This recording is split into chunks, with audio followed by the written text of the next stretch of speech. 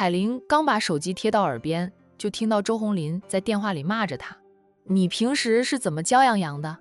把杨洋教得目无兄长，不知道团结友爱，说给他买玩具，居然说不给哥哥。被丈夫一通骂，海玲也来了气，她冷冷的道：我怎么教杨洋的？那是洋洋的错吗？你姐家的小宝每次来都抢杨洋的玩具，还打杨洋，你以为杨洋是面团，任人搓揉掐扁？明明就是小宝的错，你这个当爸的不护着自己的儿子就算了，还指责你儿子不懂事，是不是要让杨洋把他所有玩具都让给小宝？小宝在打他的时候，任由小宝打。小宝被你姐、你爸妈们宠得无法无天了，老欺负杨洋，你们眼睛都是瞎的，看不到。周红林，杨洋才是你的儿子，你亲生的儿子，小宝那是你外甥啊，你连亲疏轻重都分不清吗？周红林被海玲质问得哑口无言，很快他又道：我跟你说不清，我在忙。先这样吧，你带杨洋去哪里？我听的你周围的声音很吵啊，你又在哪里？哦，你不是在公司里吧？哎，我也听着你周围的声音很吵。洋洋的奶粉没有了，尿不湿也快没有了，我带他去买奶粉。儿子，你没有和我 AA 制，一人怀上5个月，他的奶粉钱你总得给我吧？现在就给我把奶粉钱转过来。妹妹说的该要争取的都要争取。海玲还有钱给儿子买奶粉，但儿子是周红林的，周红林也有责任养孩子啊，跟他要钱买奶粉，那是天经地义的事。一天天就知道跟我要钱，我又不是开银行的，又没有印钞机，哪来的那么多钱？有本事的，你自己赚钱去，就知道吃，都胖成球了，丑得像八怪。你以为我很轻松啊？家里什么都靠我，我那点工资自己都舍不得花，你还天天跟我要钱，让我压力山大。海玲就像听不到他的抱怨似的，坚持地道：奶粉钱现在转过来，我等会儿收不到奶粉钱，就带着杨洋去公司找你要钱。我问问洪总，你的工资是否不够养家？周红林在电话里又骂了几句，才不情不愿意的道：行了，奶粉钱要多少？从他说服海玲辞职离开公司后，他就不愿意让海玲再回到他们曾经共同上班的地方。特别是现在的海玲又胖又丑，公司里很多职员都跟海玲共事过的。海玲这样的尊容呢，会让他觉得丢脸。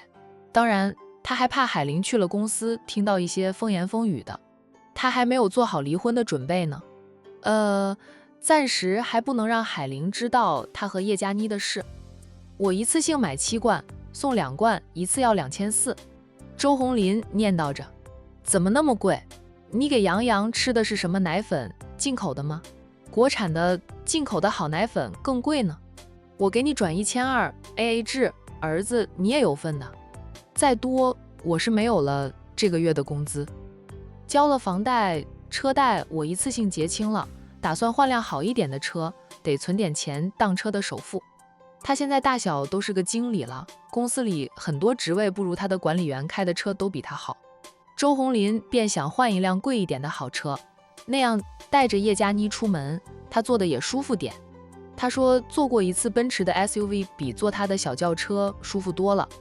周红林现在的收入以及他的存款是能买得起一辆奔驰的 SUV 的。他现在这辆车打算过户到叶佳妮的名下，让他上下班也有车代步，不用去挤地铁。叶佳妮非但没有嫌弃，反而开心不已。周红林觉得叶佳妮是真的喜欢他这个人的，并不图他的钱，他也是一心一意想和他白头到老，不是玩玩儿。所以他守着最后一道防线，没有和他发生关系。他那么认真，周红林也就更加的认真了。他也向叶佳妮承诺，等他存到更多的钱了，就送辆新车给他。把叶佳妮感动得狠狠地亲了他好几回，把他美的都不知道东南西北了。海玲还想说什么，周红林已经挂了电话，随即他在微信上给海玲转了1200元，给海玲买奶粉用的。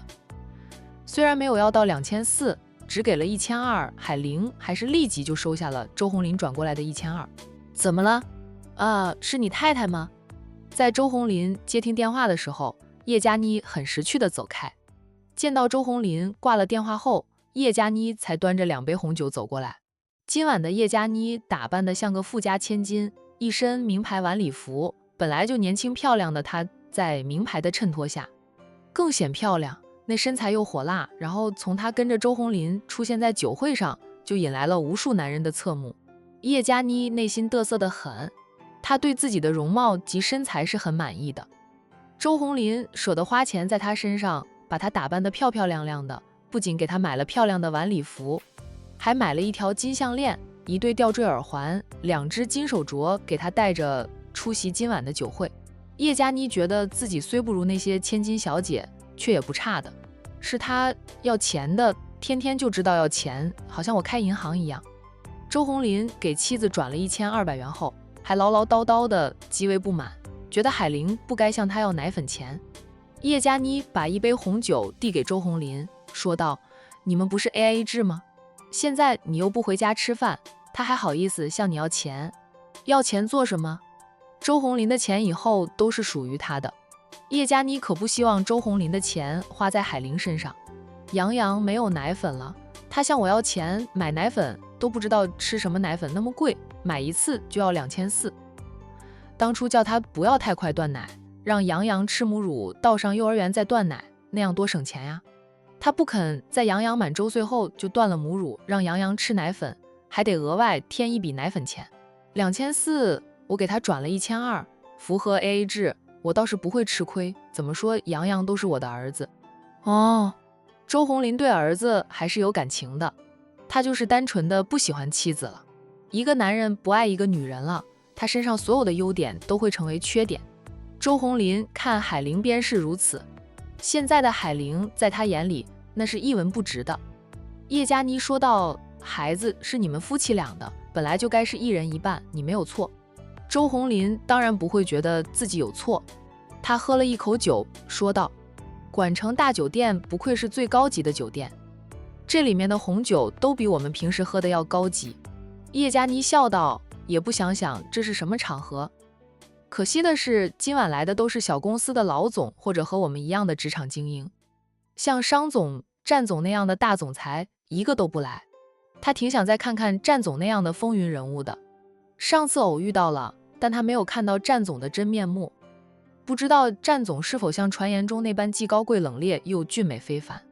以后咱们有机会看到战总和商总那样的人物的。”周鸿林安慰着叶嘉妮，他比他更遗憾啊，毕竟他只是他的小秘书，他才算是职场的精英。要是能跟战总那样的人物说上话，他以后跳槽都能找到更好的，说不定能进入战氏集团工作呢。鸿林，希望你以后也能成为大老总。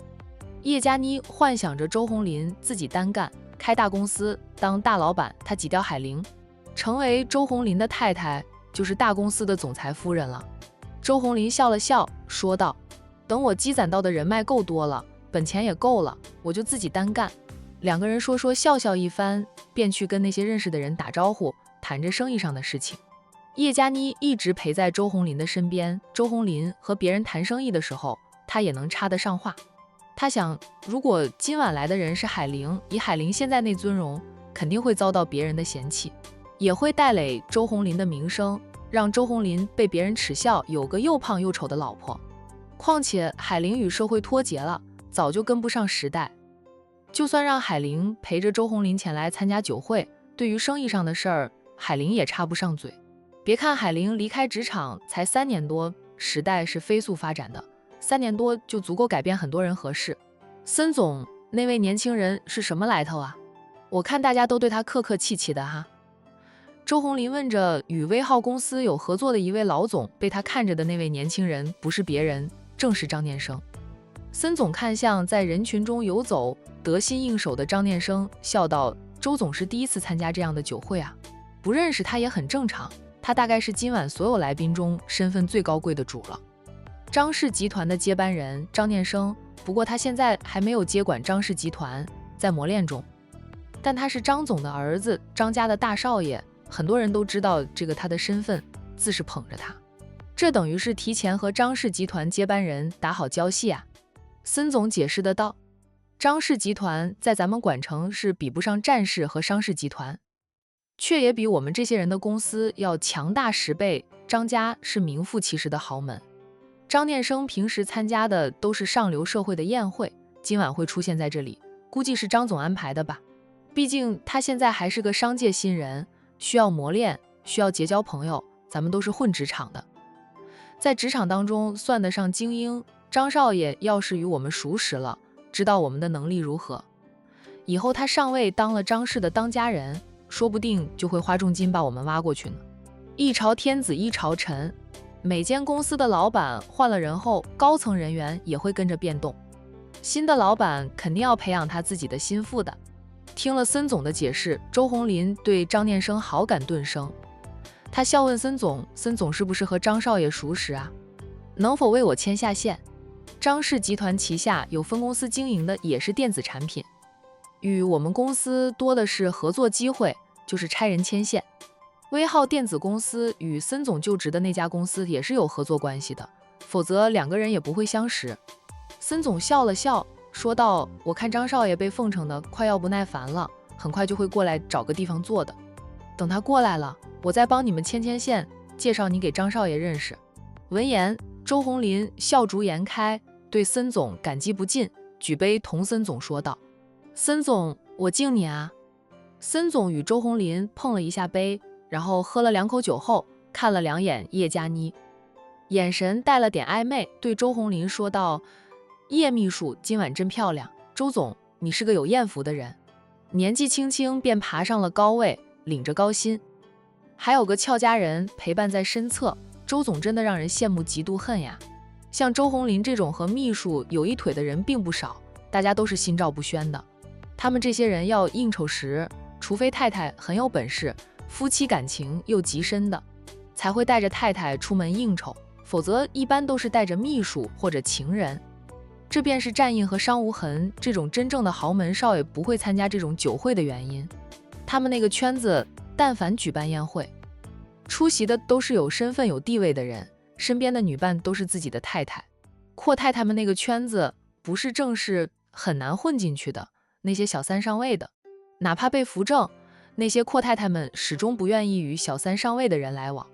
周红林含笑地看了叶佳妮2眼，笑道：“叶秘书是我的得力助手，我是离不得叶秘书的。”叶佳妮俏脸染上红晕，却又落落大方地道：“孙总，你把我夸得那么好，我会当真的。我连红姐一半都没有呢。红姐是孙总的情人，也是秘书。孙总代表公司过来与威浩电子公司谈生意签合约的时候，都会带着红姐，故而叶佳妮跟红姐认识，2个人私底下的交情还不错呢。红姐还会教叶佳妮怎么吊着周红林，不让周红林得手，让周红林对她更加的喜欢，那样就有9成9的把握挤走海玲，成功上位。”孙总笑道：“你们都是很好的。”张念生总算带着机会撇开了那些奉承着他的人了。看到周红林和孙总这边人少，他便径直走过来：“张少爷。”孙总见他过来，起身客气地打着招呼。张念生忙道：“孙总叫我念生吧，他现在就是张氏集团的一名小职员。”孙总也不客气，改口就叫了他一声念生。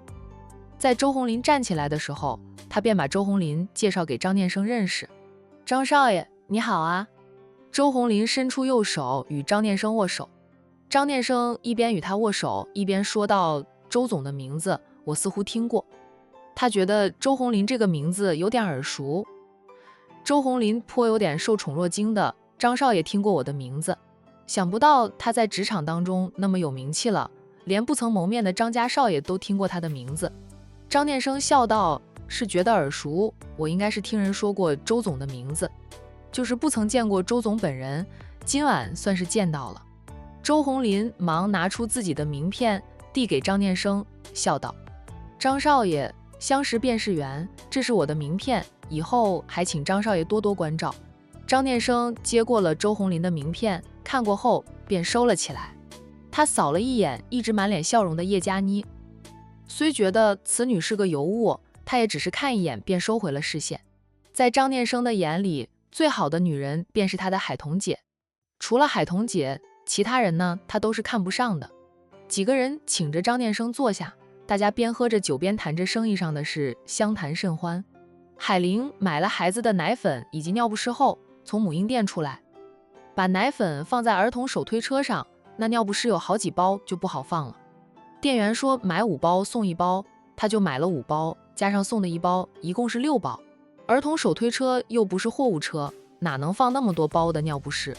无奈，海玲便又一次打电话给周红林，周红林没有接听，他又打了几次，到第6次，周红林才接他的电话。海玲，又怎么了？啊，你不知道我在忙吗？你以为我是在菜市场？随时都能接电话呀，以后不是天大的事都不要给我打电话，打扰我的工作。你什么时候可以回来？被他这样指责，海玲已经有了免疫力，像是没听到他的话一样，他只顾问他的话。没那么快，有神事就说，没事的话我就挂电话了。我买了奶粉和尿不湿，带不回去，想让你下班后过来接我和杨洋回去。周红林没好气的道，谁叫你一次性买那么多的？你能带多少就买多少，我忙着呢，哪有空过去接你？你不会打电话给你妹妹吧？她不是新买了一辆车吗？让她开车过去接你呗。说完，周红林便挂断了电话。海彤的老公是在战氏集团上班的，大公司的薪水就是高。婚后才1个多月，战印就全款买了一辆车送给海彤。周红林觉着小姨子有车了也好，方便接送海玲母子俩，免得海玲遇着什么事儿都给她打电话，烦死了。海玲被丈夫挂了电话后，沉默了片刻，并没有打电话给妹妹。她往手推车上放了4包尿不湿，然后一边手提着2包，一边手费力地推着儿子往前走。小小的一辆儿童手推车瞬间被她当成了小货车使用。母子俩走在路上，回头率高达90%。走了一会儿，海玲便觉得累死了，想起刚新婚那会儿，不管她在哪里，在做什么，只要给周红林打电话，她都会丢下手头上的工作，开车过来接她。如今她需要她帮忙的时候，她却挂了她的电话。海玲想着心事，没有注意看路面，车子撞到了路边的一块砖头，也不知道是谁扔在那里的，也没有人移开。这一撞，车子超重，加上她单手推车力道不够，车子一下子就往旁边侧翻，周洋都被摔在地上，小家伙顿时就哭了起来。洋洋，海玲顾不得去捡摔飞到路中间的一罐奶粉，急急忙忙地抱起了儿子，紧张地查看儿子身上是否有伤，嘴里不停地问着：洋洋，摔着哪里了？哪里痛？告诉妈妈。妈妈。周洋就是哭，2手紧搂着海玲的脖子不放。他没有摔伤，就是被吓到了。砰！一声巨响，海玲本能地看过去，是一辆车子把那罐奶粉撞飞了，又掉下来。好巧不巧的，又砸回那辆车的车前玻璃上。一罐奶粉有点重量，加上是被撞飞起来再跌落，砸在车前玻璃上，便把车前玻璃砸得开了花。那车紧急刹车。周洋被这一突变吓得都不哭了，紧搂着妈妈的脖子不放。海玲看清楚那辆车的车标保时捷，豪车呀，这应该不会让他赔偿修车费吧？上次他不小心刮花了一辆迈巴赫，因为妹夫和那车主是认识的，看在妹夫的薄面上，陆先生只收了他一部分的修车费。要是这一次再让他赔偿，他真没钱赔了啊！海玲惊惶地看着车主下车。那高大威猛的身影颇为眼熟哈，那不是陆先生吗？怎么又是他？这也太巧了吧！陆东明查看了一下自己的车前玻璃，得，又要换了。看看已经滚落在地上的那罐奶粉，再看看海玲那辆翻在路边的车，以及散落在地上的几大包尿不湿和几罐奶粉，陆东明还有什么不明白的？看清楚是海玲后，陆东明更是觉得自己倒了8辈子的大霉啊！每次都是这个胖女人。他回身就上车，海玲以为他会开车离去，正松口气呢，谁知道他是把车开到路边停下来。再次下车后，他还去捡回了那罐奶粉，并走过来帮海玲把翻倒在地上的车子扶起来。还有那些奶粉以及尿不湿，不过手推车放不下那么多东西，他就便把几大包尿不湿放靠着手推车。海小姐，你说我的车是不是与你有仇？上次是你刮花了我的车，这一次又是因为你，我的车前玻璃才被砸得开了花。陆东明高大威猛，脸上还有刀疤，让人看着都觉得可怕。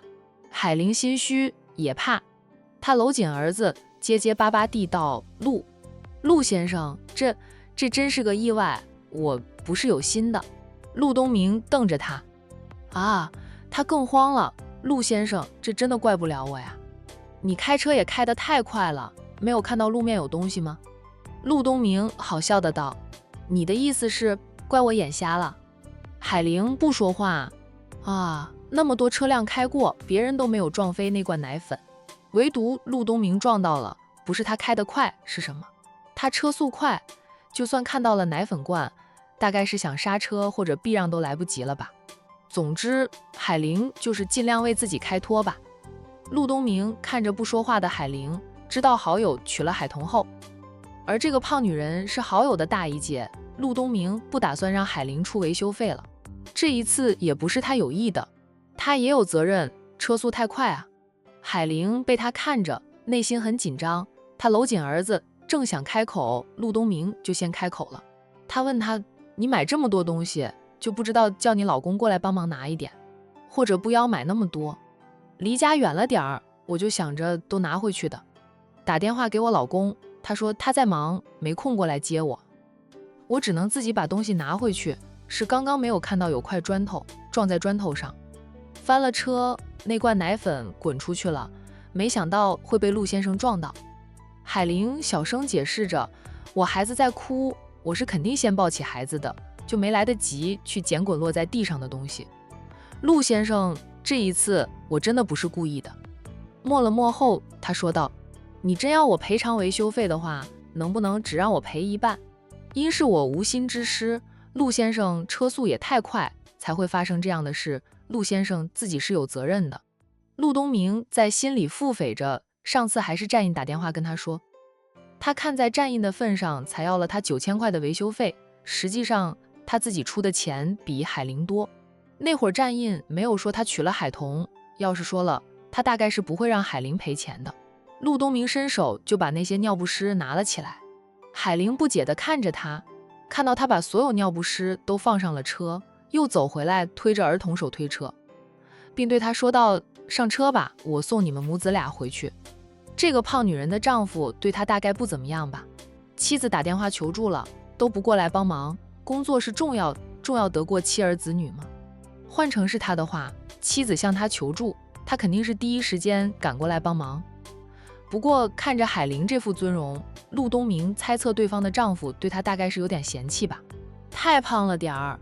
听了陆东明的话，海玲非但没有上车，反而是抱着儿子冲上前去，一把抢回了儿童手推车。陆东明不解地看着他，陆先生，谢谢你的好意，但不用了，我自己慢点走。还是能走回去了，我也可以打电话叫我妹妹开车来接我，她有车的。真的不用了。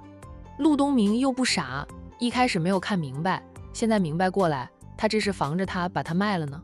他好笑的道，你不用防狼似的防着我，我没有恶意的，就是看你一个女人带着一个孩子还买了那么多东西，好心想送你一程。上次赔偿的事，你应该知道我和你妹夫战印是认识的啊。海玲是知道，但他和他非亲非故的2次见面都是因为车子的事，他实在不敢让他送他一程。上车吧，你不累，孩子也累，你看你儿子都想睡觉了，等你慢慢走回到家，得什么时候呀？海玲还想拒绝的，老天爷似乎想让他上陆东明的车，竟然下起雨来。11月了，天气转凉，一下雨就感受到冷意。海玲还穿着短袖衫，可能是她胖了点吧，她不觉得冷。下雨了，你没有带伞吧？赶紧的上车，你不怕淋雨啊？你儿子被淋着了，万一感冒了，你就得心疼了。陆东明说着，再次拉过了手推车，把车子推上了车。海玲迟疑了一下，终是上了陆东明的车。海小姐，我这样做完全是因为与战印认识，你不用多想。我没有多想。海玲本能的应着，她也真的没有多想。一是她过了做梦的年纪，二是她嫁了人，为人妻，为人母，三是她不是婚前的美女了，而是一个胖乎乎的丑女人。陆东明笑笑，那咱们谈谈赔偿的事吧。海玲又紧张起来，她现在存款不多了呢，这一次她的车子受损程度明显比上次严重，维修费肯定更多，让她赔偿大概就能赔到她倾家荡产了，还要被周红林骂她成事不足败事有余。上次就是手推车不小心的刮了一下她的车身，刮花了一点，她都赔了9000。你家在哪里？光明小区。那是个学区房呀，你们倒是有眼光，下手也快。现在光明小区的房子都卖完了，我老公婚前就买了的，现在每个月都还在还房贷。陆先生，这一次赔偿款要多少？那个，我真不是想推卸责任，也不是不想赔偿，我是个家庭主妇，没有收入来源，以前存下来的钱也不多了，大概是不够赔的，能否让我分期还钱？海玲试探地问着。我现在在努力找工作了，等找到工作有了收入，我保证会还清欠你的赔偿款。陆东明边开着车边说道，你不用紧张，这一次不用你赔了，上次让你赔偿修车费是想让你吃个教训的，以后走在路上小心点，就你这种车撞上了别人，倒霉的是你，别忘了你儿子还坐在这辆车上的。海玲想到可能会发生的事，脸色一白，我觉着就算让你赔了我维修费还是没用，这不啊，才1个多月呢，我又一辆车折在你手里了，下次他开车上路绝对不开豪车了，免得又遇到他。海玲讪讪的不知道该怎么接话，不过陆东明大度的不用他赔偿维修费，他松了一口气。两个人并不熟，不过是因为同时认识战印，陆东明才会好心一次。海玲不接话，他便不再说下去。开车不过10分钟就回到了光明小区。考虑到海玲带着一个小娃娃，又要拿那么多的东西，陆东明让海玲刷了卡后，便把车开进了光明小区。在海玲的指引下，回到他住的那栋大楼前停下。陆东明下车后就帮他把东西搬下车。陆先生，谢谢你。海玲感激不尽。我帮你搬上楼吧。不用了，陆先生在这里帮我看着就行，我分2次拿，也很快的，有电梯。陆东明嗯了一声，便放任他抱着娃推着手推车走了。数分钟后，海玲自己下楼来。你家里还有其他人在的吗？陆东明随口问道。海玲看着他，陆东明就知道他又想多了，这个女人的防备心挺重的。他解释道，我的意思是，你家里要是没有其他人在，你不要把你儿子一个人放在家里，自己下楼拿东西，那样不安全啊。他的儿子看着就2、3岁大，这个年纪的孩子正是调皮好动的时候呢，对什么都感兴趣，都要触摸玩耍一下，万一玩了危险的东西，出了事后悔都来不及。谢谢陆先生的提醒，我现在就上楼去。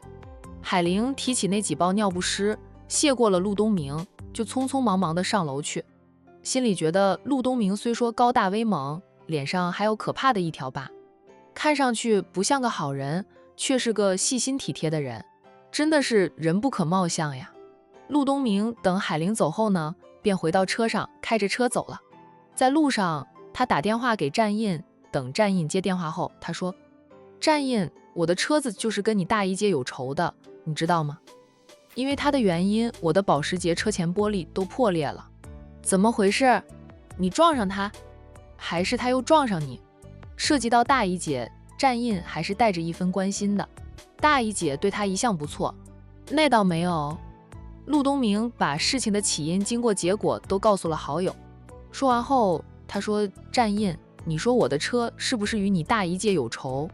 我明天就去 4S 店提一辆10来万的车子，以后只要是我自己开车，就开那辆10来万的车子，免得遇到你大姨姐又毁了我的豪车，我肉会疼的。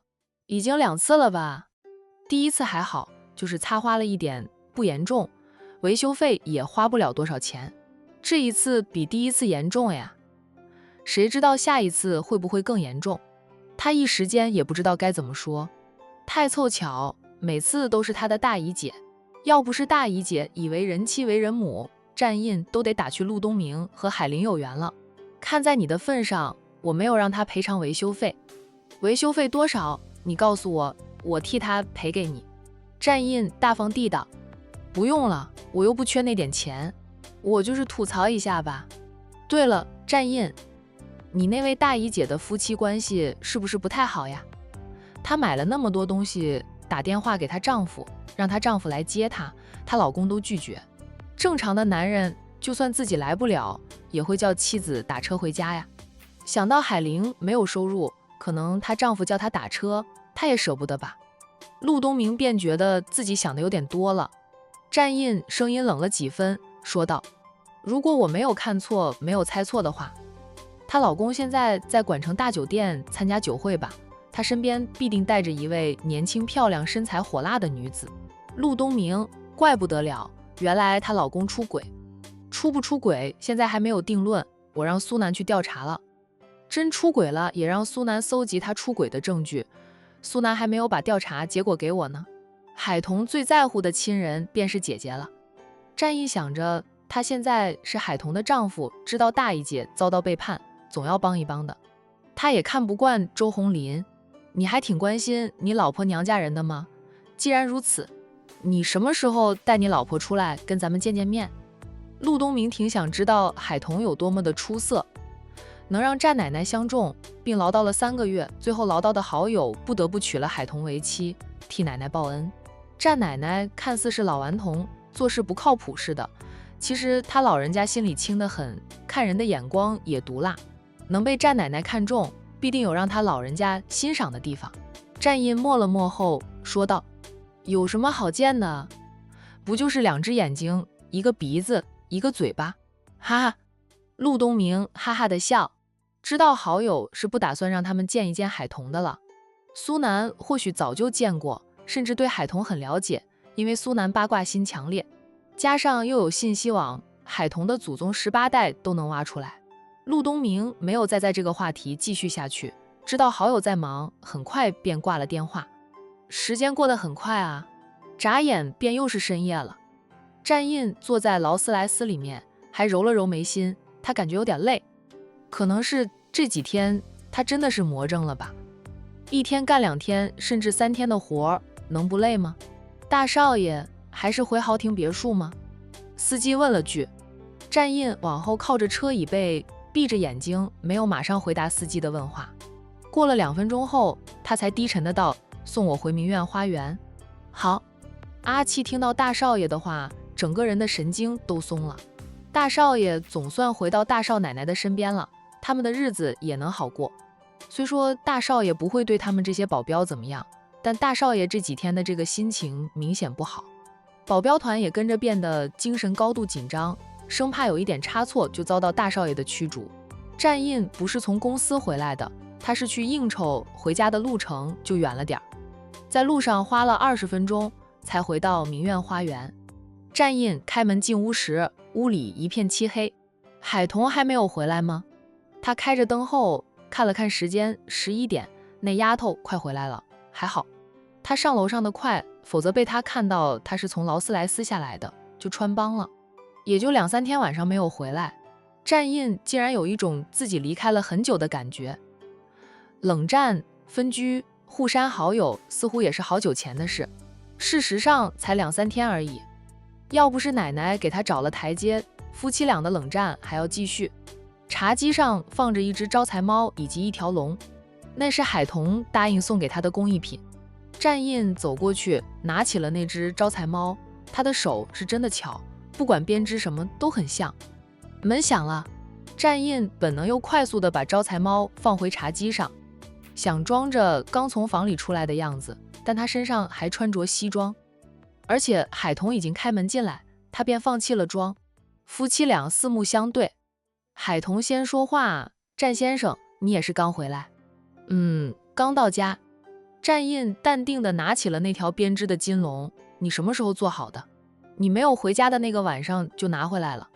海童边说着话边朝他走过来，你的房间是我的禁区，我不好拿进去，便放在这里，想着你回来了，一眼就能看到，会拿进去的。